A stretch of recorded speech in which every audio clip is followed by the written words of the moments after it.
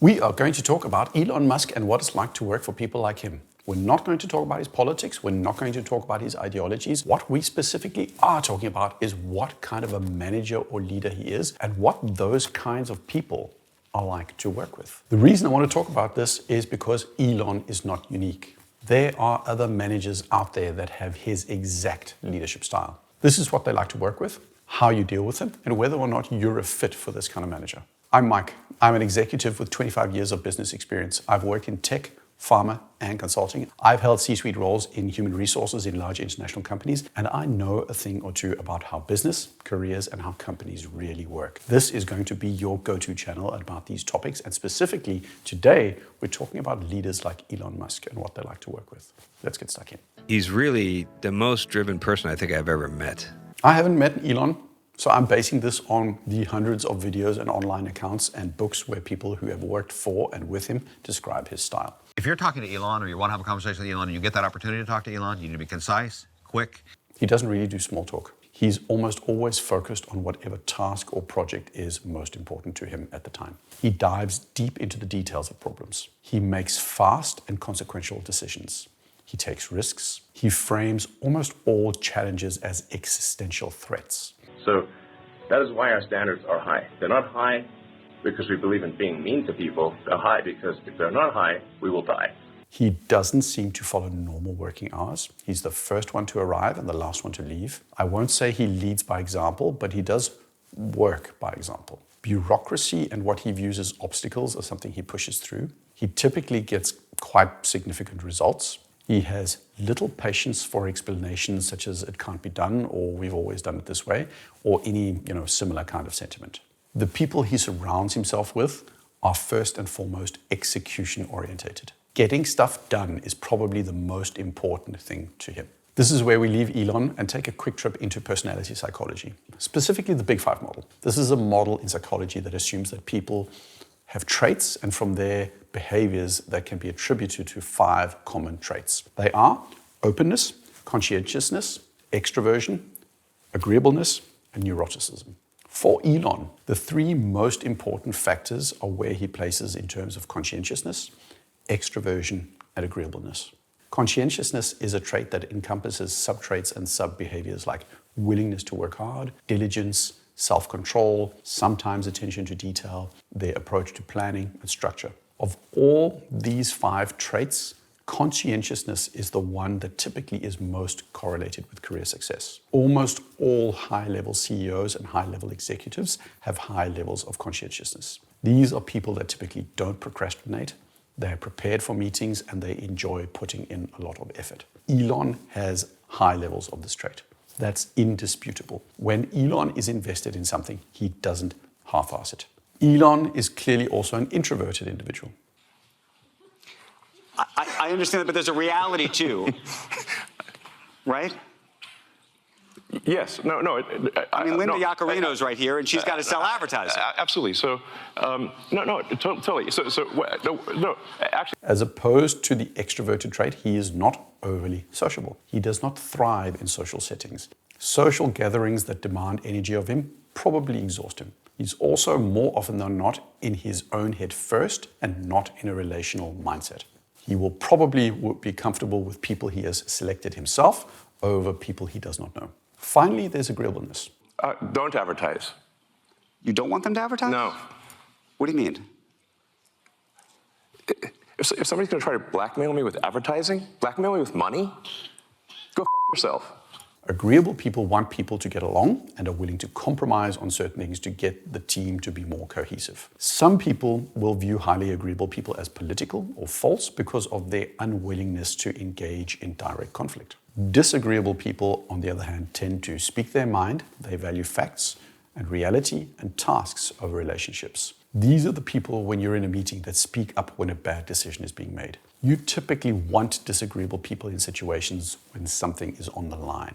So if I was going to do an exaggerated example of this, a disagreeable pilot would be the one that would be screaming, "If we don't pull up, you absolute moron, the plane will crash and we will die." And in the exaggerated example, the agreeable person would be saying something like, "I'm not sure if I'm comfortable with the trajectory of this plane."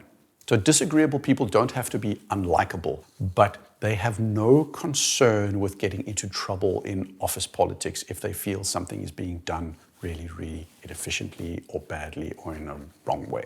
Often in large corporations, disagreeable people can have a hard time. They don't always understand or care about the politics involved in working in a big company. If they are in a big company, they are typically very, very good at whatever thing they do, and they are kept around for that specific reason. It's not uncommon for these disagreeable kind of people to be very entrepreneurial, because startups, running your own business, not playing within the typical corporate rules is going to play much more to their strengths. Put all those three things together: high conscientiousness, introversion, disagreeableness. That's a good picture of Elon Musk. Hardworking, incredibly focused, task-focused over people, not particularly concerned with people's feelings or sensibilities. Despite him being CEO of Tesla, I think most people wouldn't describe him as a classic good corporate employee. I think a lot of colleagues would find him difficult to work with. But people would likely acknowledge that individuals like him are often fixers in their organization. Now, I myself am concerned about people's sensibilities. I care about what you enjoy watching, and one of the ways I know that I'm making good content is when people subscribe. So if you feel the content warrants it, then click that subscribe button. It's hugely appreciated, and this channel is going to be your go-to for no-nonsense business and career insights.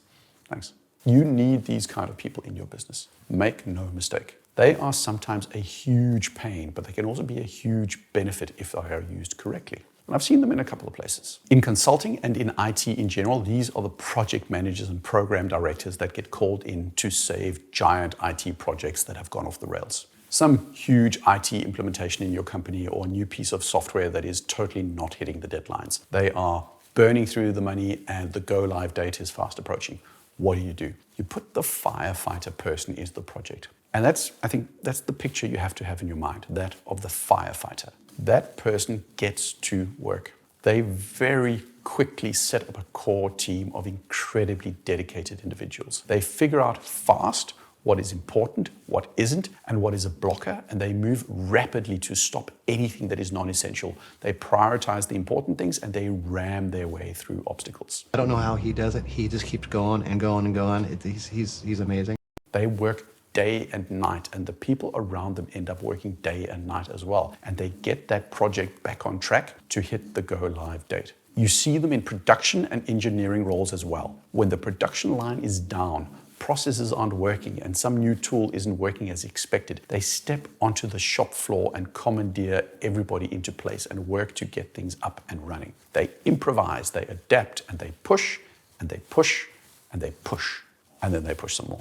An on-the-ground fire chief or fire marshal is a pretty good example of this kind of personality as well. Think of it this way. When a whole forest is burning, houses are going up in flames, and people's lives are at stake, you need somebody that isn't going to crack under pressure, that isn't going to leave at 4 p.m. because their shift is over, and can, under intense circumstances, make rapid decisions where others would be incapable of doing so. Elon was upset that this engineer working on the deal, didn't know the technology well, and he fired him. These individuals are also typically quite good at recognizing people that get stuff done. They are immune to titles and hierarchy. If you work hard and speak their language in terms of solving problems and getting things done, then they will listen to you regardless of your seniority, your experience, your gender, or anything else.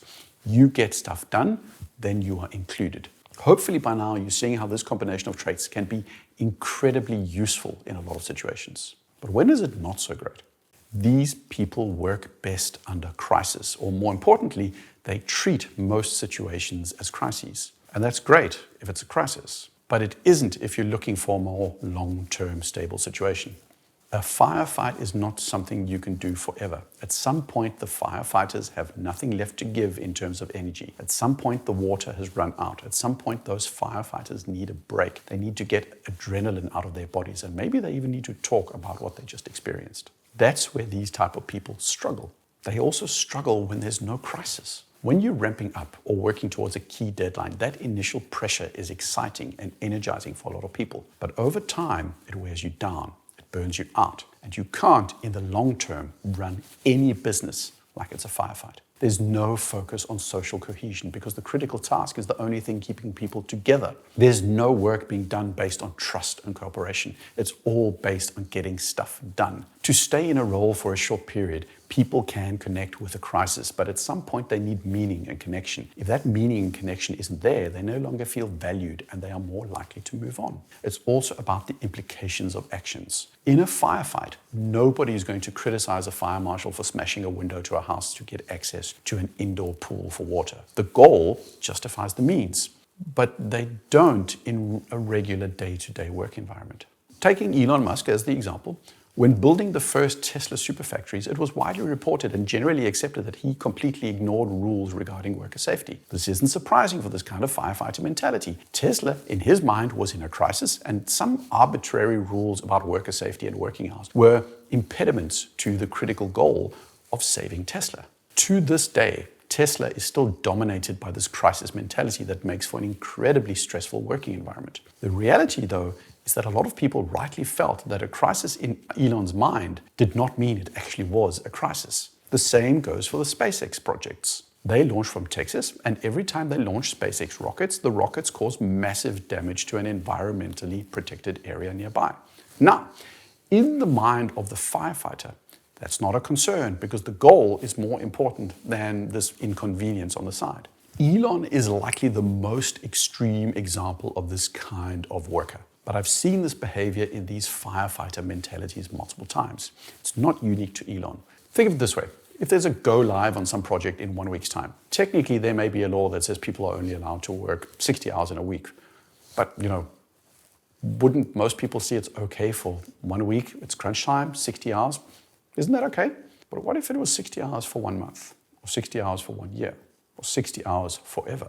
If you have a person on top that views everything as a crisis, are you okay with crunch time being the norm? I had no work-life balance and I needed to take a break. These types of individuals, because they essentially see the situation as a crisis and because they have a massive capacity for work, they don't accept or understand the boundaries of what can be reasonably expected from people that are doing a job that they see as a normal job. This is also why you often see these individuals hire like-minded individuals around them. It's easier to manage people that have the same approach as you. Building a tiger team that is passionate about the project is something they'll often do. But try and be a person that just wants to do a good job, put in a reasonable amount of effort, and then go home. You are going to get run over by these people. Now, they're not all lawbreakers and rule breakers, but sort of in an extreme sense, your concerns about laws and health and safety will in extreme cases fall on deaf ears. You are not seeing the crisis that they see. You are not treating it as a crisis. You will, by them, be seen as uncommitted. More often than not, any scenario where you need to run something over a long period of time and need to ensure stability and continuity, you will not see these individuals succeed. They burn out the people around them and they can cause harm to the organizations that they're in.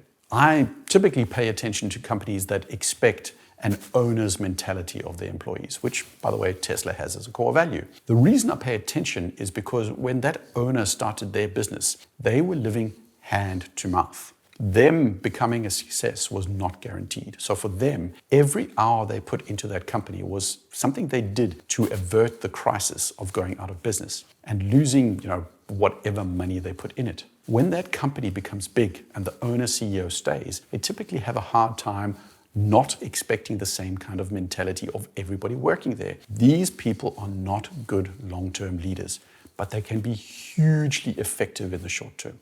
I don't fundamentally believe in good or bad leaders in this context. Different leaders bring different things in different settings. These people are good in the firefight, and if your nature is firefighting, you will likely thrive working for this kind of individual. If you have what they need, you're going to grow. You will be challenged, and you will likely also learn a lot in a very short period of time. But for most people, this leadership style is impersonal, it's time limited, and fundamentally unsustainable for most people. Very few regular people can keep up over time with these kinds of individuals. And these kinds of individuals can potentially do damage to teams and organizations if they stick around for too long. You're never going to connect with these leaders the way you might with a good day-to-day leader. This is about the type of worker and the type of leader that Elon likely is. He's far from unique, and these kind of individuals, when placed correctly, can be a massive benefit for a business. They thrive in crisis. They thrive when things need fixing. They thrive when there is a clear objective that needs their expertise and their experience, but they burn people out. They get individuals to deliver above and beyond, but they don't build sustainable, high-performing teams. They burn organizations out, and to varying degrees, they break rules that shouldn't necessarily always be broken. That's the firefighter. Are you a firefighter, or have you worked with a firefighter kind of person? If so, share your experiences in the comments below. Consider subscribing as well. This channel will be your go-to for no-nonsense business and career analysis and insights. See you in 2 weeks.